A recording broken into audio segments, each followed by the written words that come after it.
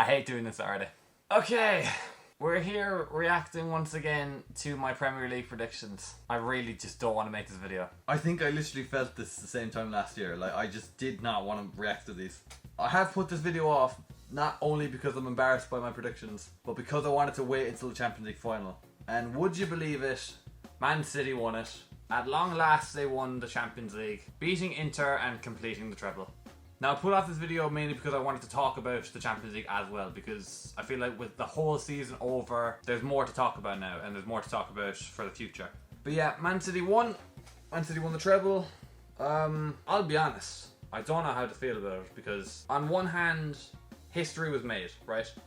There's no doubt about that. History was made. The second ever English side to complete the treble. The players that they have are ridiculous. The mentality that they have is ridiculous. The manager is ridiculous, just screaming powerhouse and domination. And we all know that they're great at playing football, but the only thing that doesn't sit well with me is how they've gone about it. What was it, 1 billion spent? And a lot of people will say that they bought the Champions League. And in my opinion, they kind of did.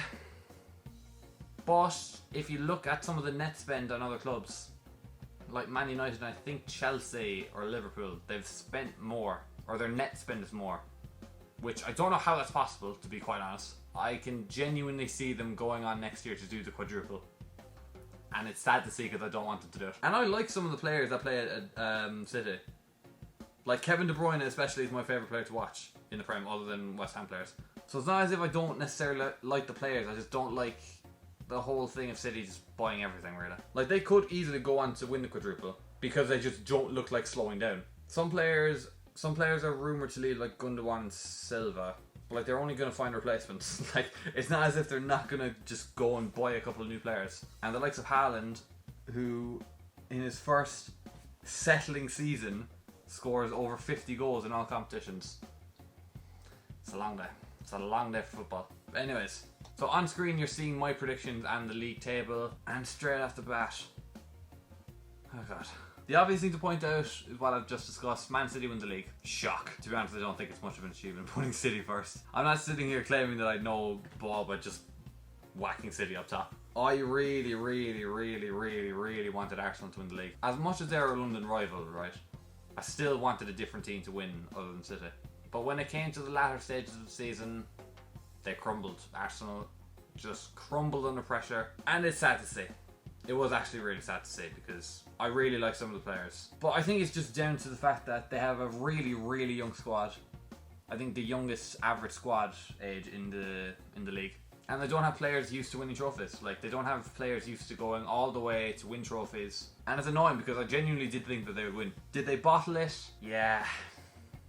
You can't really say they didn't, purely because of the fact that they were on top of the league for, what was it, 90 something% of the season, 80 something % of the season, and they came second. So I don't know. I'm happy that they got Champions League football though, which I did predict.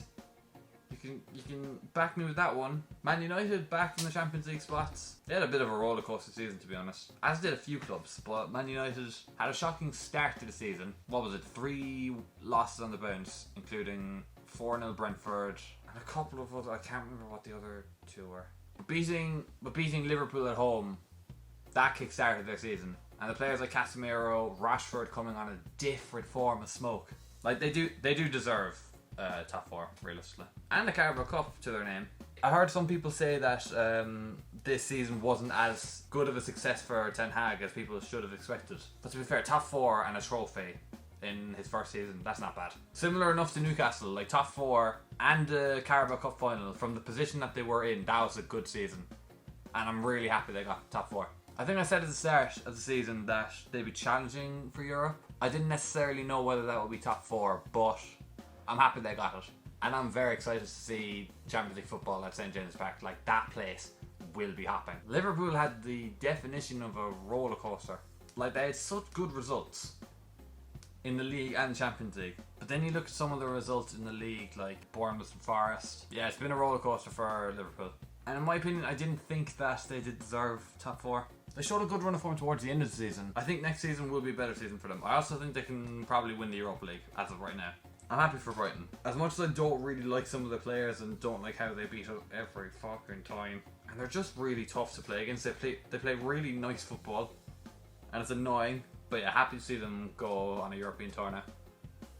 Will they go far? Possibly. If they get a nice group, then I think they'll get out of it. But I don't know. I don't know if they'll go far. Same with Villa.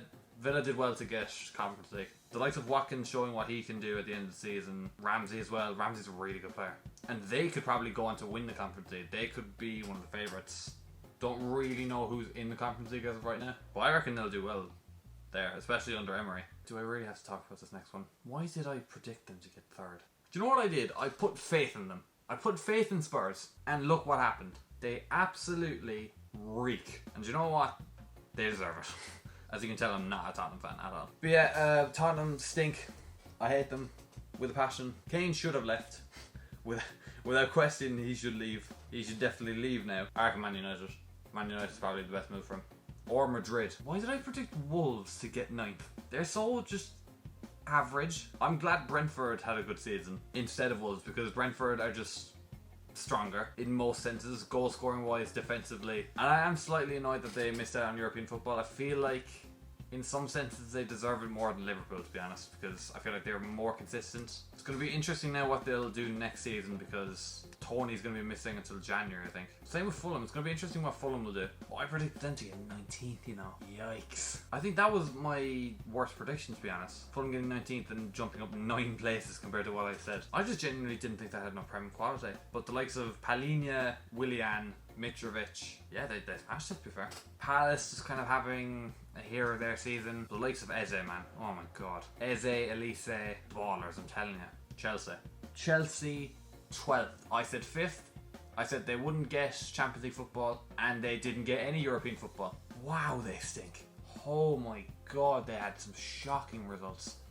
And shocking performances. Like, how much was spent? Over 600 million this season? Stupid figures and just mediocrity at best. 100 million on Mudryk did nothing. He barely even played, so I'm still not going to like slate him entirely, because he still needs to be given a chance. But the likes of Cucurella is so bad. I'm sorry, he is so bad. And a lot of their other players have just been shocking. Havertz as well. Sterling didn't really do a whole pile. He's kind of feeding off scraps a lot, and he wasn't playing a whole pile. Chelsea are really mix and match with their formations. Like, they mix and match with their managers as well. They had 3 managers in one season. That just shows how long this season was, by the way. Like, Tuchel was in charge at the start of the season. I put Wolves to be challenging for Europe, you know. That was I don't know what made me think that Wolves would be challenging for Europe. Did I just think they were decent defensively? I don't know why Connor Cody left for Everton as well. I know he's on loan, but like, Wolves are a better side currently than Everton. Now, the one where I can talk the most about, West Ham at 14th. In the league, we stink. I said we'd be challenging for Europe, and we were challenging to stay up from the drop. Again, roller coaster of a season. Amazing results, like 4-0 against Bournemouth and Forest. Beating Man United at home, which was a great result. 3-1 against Leeds, I think. But like, the lows were so low. Like that Newcastle game, oh my god. And the Brighton game. I expected that from Brighton, to be honest. Well, I expected a loss, but not that heavy of a loss. The only thing that gave us a good season was the Conference League. I'm sorry now. I'm too gassed about that. We had a better season than Chelsea. Argue with your wall. You can't change my mind that West Ham didn't have a better season than Chelsea. And possibly Arsenal, you know. Their best season in 20 years and no trophies. We fight in the drop and we get a trophy. And more European trophies than them, exactly. And we're back in Europa League. Nah, but in all seriousness, that win, oh my god, that game. I was genuine on the verge of tears, and I know what you're thinking. It's just the Conference League and all that. Listen, that competition was made to bring teams like West Ham through Europe and give them the chance at glory. We took that opportunity, and we now have a European trophy in the bag at long last. And the thing is, I'm only supporting the club. I'm only supporting football really for nearly 3 years. To see that was one of the best things I've ever seen in my life. But just imagine what families of generations of West Ham fans were like. Not getting a trophy in 43 years, like, that takes a toll. So for the older generation to see their club lift a trophy, that's a beautiful game. To see Rice lifted of all people as well. If he goes, which as of right now, it's the 13th of June, there's a lot of rumours surrounding Rice's future. Bayern Munich, Man United, Arsenal. If he goes, I'm going to be heartbroken. Like, he's my favourite player at the moment. Listen, if he goes, He lifted a European trophy. That's genuinely, if he goes after that game especially, then do you know what? I wish him well because he's a great player and he deserves to be playing for the biggest teams, winning trophies. Up and down season, but we go again. We win Europa League this time. Bournemouth staying up was probably one of the biggest achievements this season, and which is why a lot of people are praising Gary O'Neill for manager of the season, because I didn't think they'd stay up. As you can see, I predicted them rock bottom. As did pretty much every football YouTuber, pundit, and ex-player, and probably player predicted, proving pretty much everyone wrong. Fair play to them. And we'll see if they can stay up next season. I highly doubt they will, to be quite honest. Forest staying up, so what did I predict? I did not. Forest signed like 21 players at the start of the season. And to be honest, I can't really understand why. They had a whole new team going into the season, so like, I have a feeling that's kind of why they didn't perform amazingly. They had so many personalities to manage in the dressing room, so like, it wouldn't have been a surprise if they didn't gel as well as people thought they would. Everton stink. Just simple as, Everton stink. The last game of the season though was good. I watched a small bit of it. I was obviously watching West Ham getting pummeled by Leicester. We'll get onto that in a minute, but Everton staying up, they shouldn't really be where they are. Like, the size of their club, they should not be where they are. Like, they should not be at 17th fighting relegation. And really, really fighting for relegation. Same with Leicester. I'm sad to see Leicester go down, I really am. The last game of the season was the one game I was okay with losing, depending on whether or not Everton was losing. Because I wanted Leicester to stay up. It's sad to see that drop off, really, and it's kind of surprising to see, because the European semi-final last season, the season before that, they won the FA Cup. In recent memory, they won the league. Like, sad to see.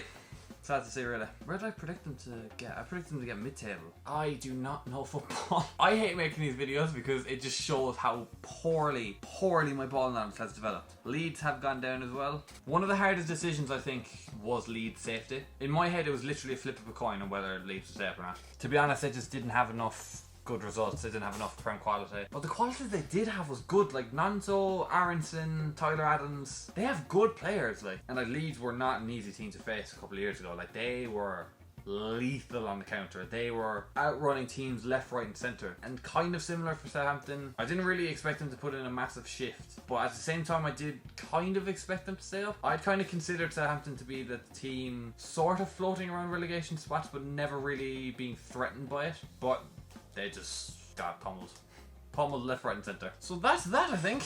Not a great set of predictions, to be honest. Am I happy with them? No. But yeah, that's basically the whole 2022-23 season wrapped up, really. So, thanks for watching. Thanks for listening to me waffle on about football. And I will see you all later.